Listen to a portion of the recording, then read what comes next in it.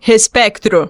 Mas vamos entender o que é isso. 2 de abril é marcado como o Dia Mundial da Conscientização do Autismo. E a #Respectro é a tag que movimenta as redes sociais nessa data, que foi escolhida em 2007 pela Organização das Nações Unidas, a ONU, para derrubar preconceitos e promover a inclusão dos autistas na sociedade. De acordo com o Ministério da Saúde do Brasil, o transtorno do espectro autista, o TEA, é um distúrbio do neurodesenvolvimento no qual a pessoa pode apresentar comportamentos repetitivos e estereotipados e déficits na comunicação e na interação social. Para vocês terem uma ideia, hoje no mundo, a cada 44 crianças, uma é autista. Foi o que mostrou o relatório mais recente do CDC, o Centro de Controle de Doenças e Prevenção dos Estados Unidos, publicado em dezembro do ano passado, 2021. Se a gente pegasse essa relação e transferisse aqui para o Brasil, estaríamos falando de algo entre 4 e 5 milhões de pessoas autistas no país. É muito importante que o diagnóstico seja feito o quanto antes para que o paciente tenha mais chances de sucesso no tratamento. Por isso, a pesquisa do nosso convidado de hoje é sobre a união de conhecimentos para tentar conseguir um diagnóstico precoce do TEA. Eu sou Josiele Ingrid, jornalista na Diretoria de Comunicação da Universidade Federal de Uberlândia, a UFO, e neste episódio os estagiários de jornalismo Euler Reis e Laura Justino vão conversar com o Murilo Guimarães Carneiro, que é professor de computação da UFO e está estudando na área da inteligência artificial como criar métodos computacionais para ajudar no diagnóstico do transtorno do espectro autista. O Murilo é doutor em Ciências da Computação e tem experiência em áreas como aprendizado de dados, ciência de dados, redes complexas e computação bioinspirada. Mas, antes desse bate-papo, você que acabou de chegar ou que já é ao pé do ouvido, dá aquela força pra gente. Segue o Ciência ao Pé do Ouvido na tua plataforma preferida. Pode ser o Google Podcasts, o Breaker, Spotify, Amazon Music, Deezer, Apple Podcasts. É só escolher, porque a gente tá em todas. Além disso, estamos no TikTok, Twitter e nas redes sociais oficiais da UFO. As arrobas você encontra na nossa descrição. Quer mandar uma dúvida para o cientista convidado ou tem um recado, uma sugestão pra gente? Manda um áudio pro nosso WhatsApp, 9966-2021, DDD 34. Laura, Euler, a palavra tá com vocês.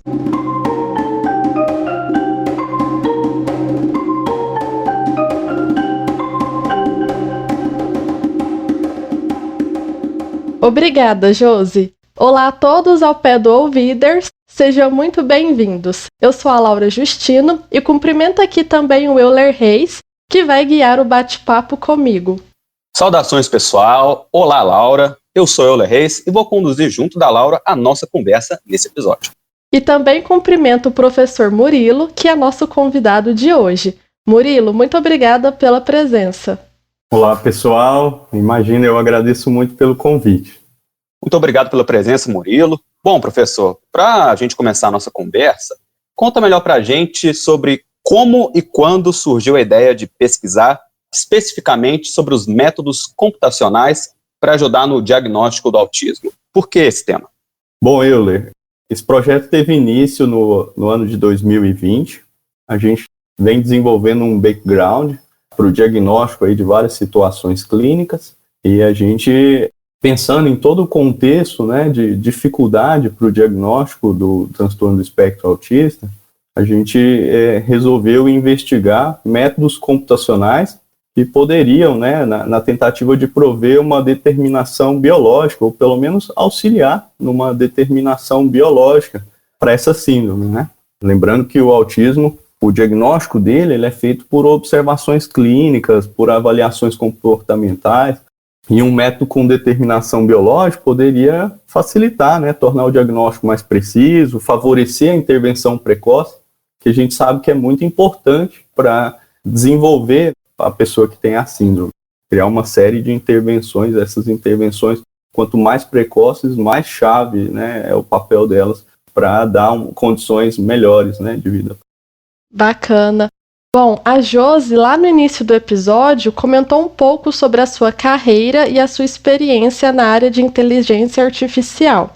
Nós, e também imagino que seja vontade dos ouvintes que não estão por dentro do mundo da computação, gostaríamos de entender sobre o que é de fato a inteligência artificial e como ela pode ser utilizada no caso dessa pesquisa.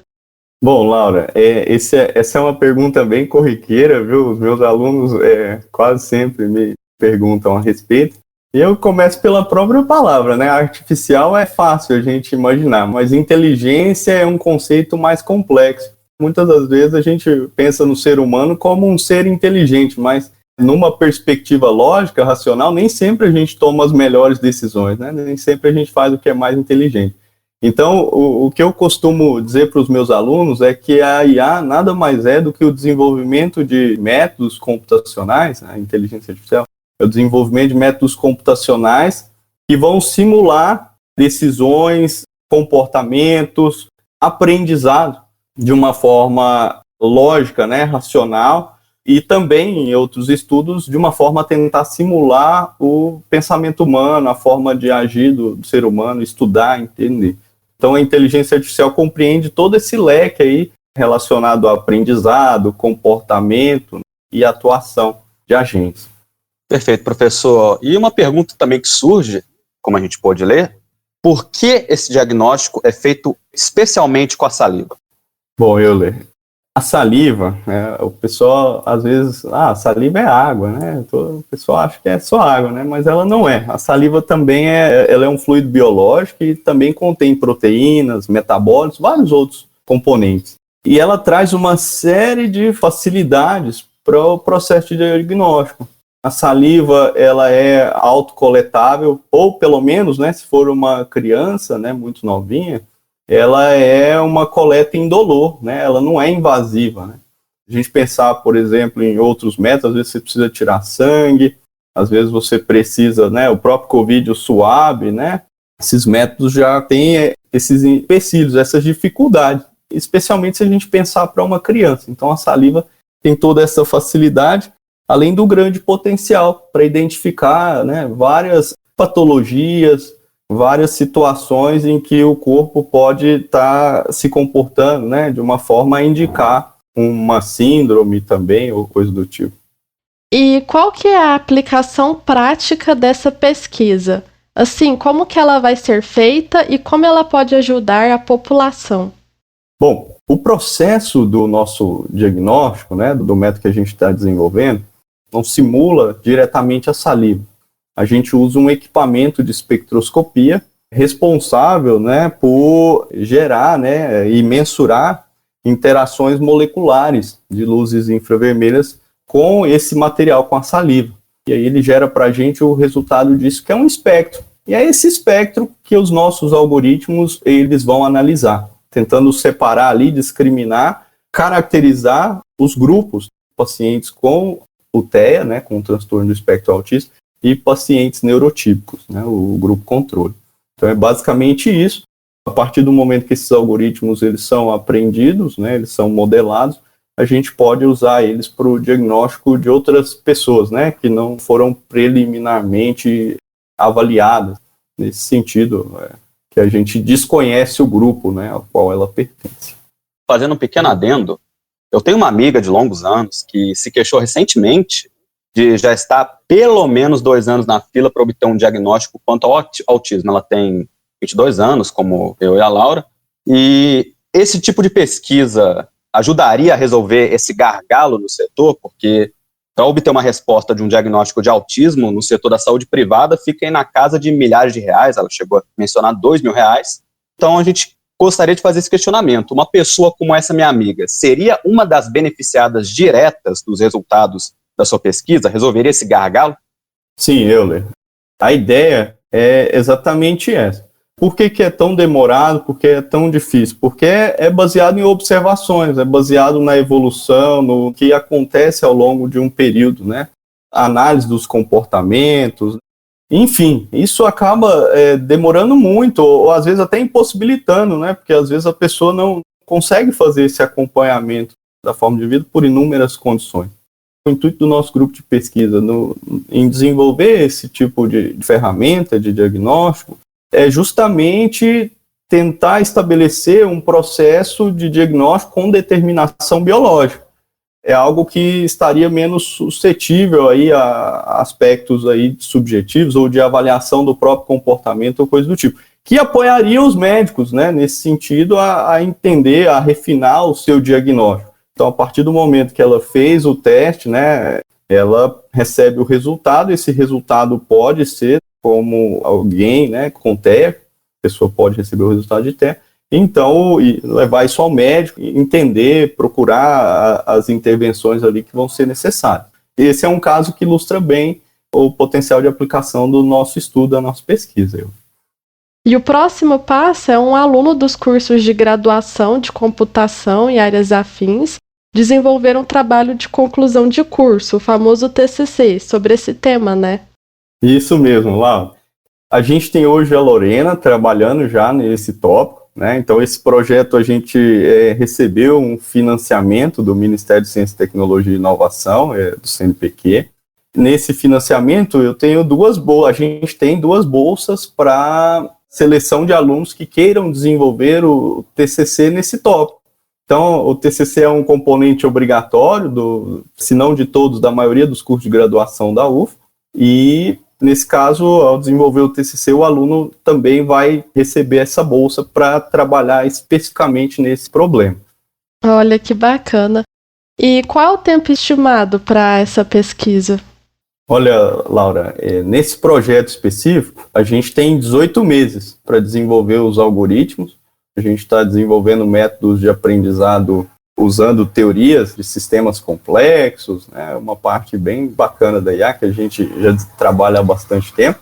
Mas esse projeto ele tem um caráter ainda maior. A gente teve recentemente no nosso grupo um projeto aprovado agora na Universal do CNPq para conduzir um estudo multicêntrico, voltado exatamente para o diagnóstico do transtorno do espectro autista.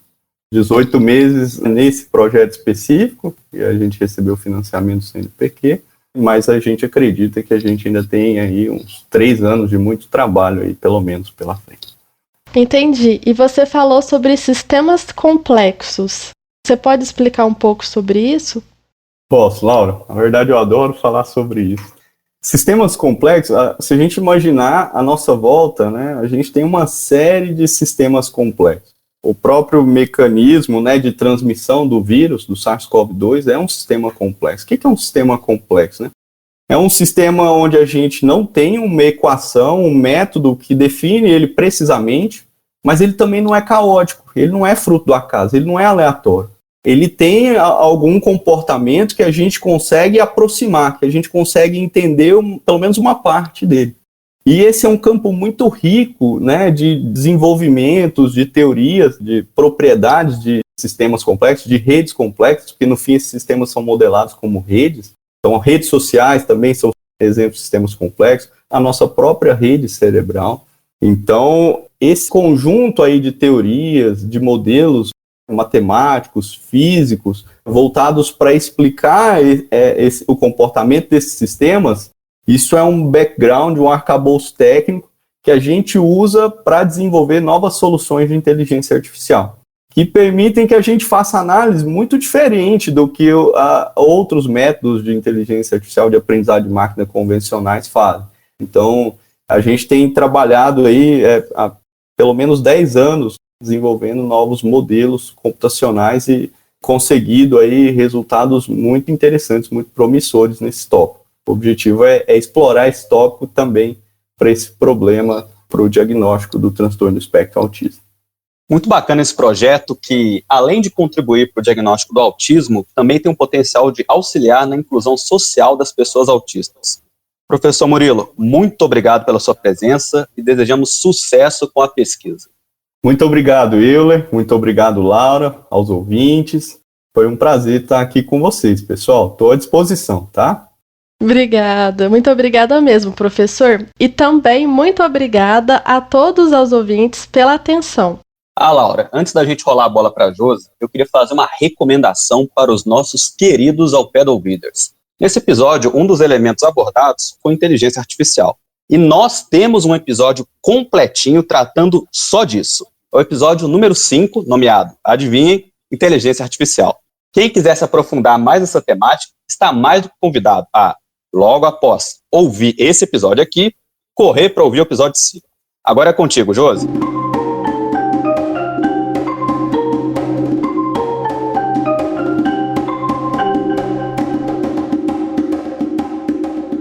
Valeu, Euler! Obrigada, Laura! Professor Murilo, parabéns pela pesquisa. Confesso que eu fico um pouco receosa ao ouvir o termo determinação biológica, porque historicamente a gente tem alguns péssimos exemplos sociais, né? Mas pensar que, a exemplo de alguns dos estudos mais recentes sobre Alzheimer, a ideia de identificar um gene ou uma proteína específica, na maior parte dos casos comum aos pacientes, ou, enfim, conseguir encontrar biomarcadores que sejam preditores clínicos e biológicos, poderia tanto ser um primeiro passo para depois refinar o diagnóstico pela observação, ou, como o professor Murilo encaminhou, ser o refino mesmo, detalhar biologicamente, foi o que eu entendi pelo menos, depois de observações clínicas iniciais. Que venham bons frutos desse trabalho e que muito em breve, né, as pessoas possam se beneficiar desse método. Inclusive, Murilo, por gentileza, já fica aí o convite, tá? Pra, conforme a pesquisa andar, você retornar aqui com a gente para aprofundar um pouco mais o conhecimento que vocês conseguirem nesse meio tempo e também como retorno à sociedade, né? Imagino que muita gente se interesse por essa pauta. Sucesso! Uma pequena observação, talvez você já tenha visto um símbolo muitas vezes usado para representar os autistas, uma espécie de quebra-cabeça. Existem controvérsias a respeito, pelo que a gente buscou não é exatamente uma boa escolha.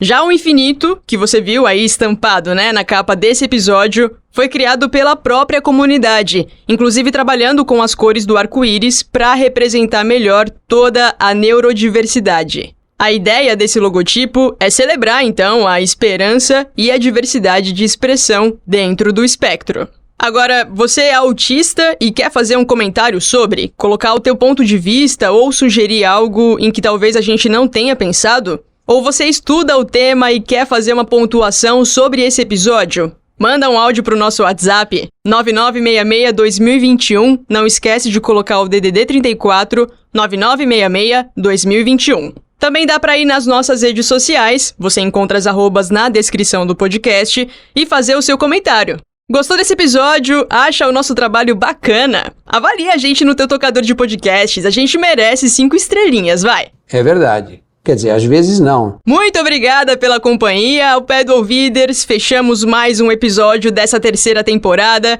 e você já sabe que nesse ano, toda semana a gente tem entrevistados e discussões diferentes. Então, para não perder nada, segue o Ciência ao Pé do Ouvido na plataforma que você mais gosta de usar.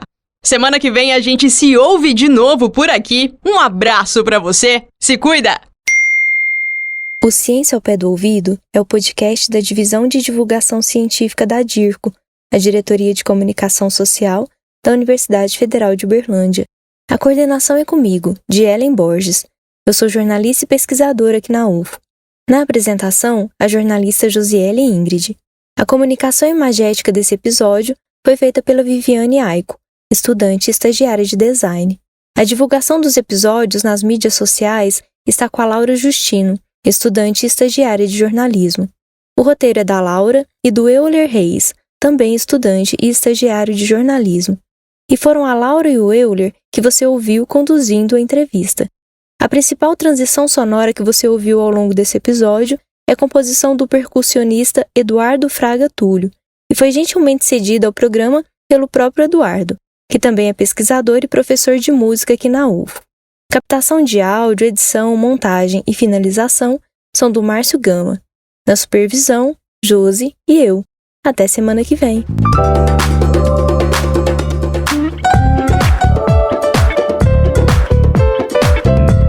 Ciência ao pé do ouvido.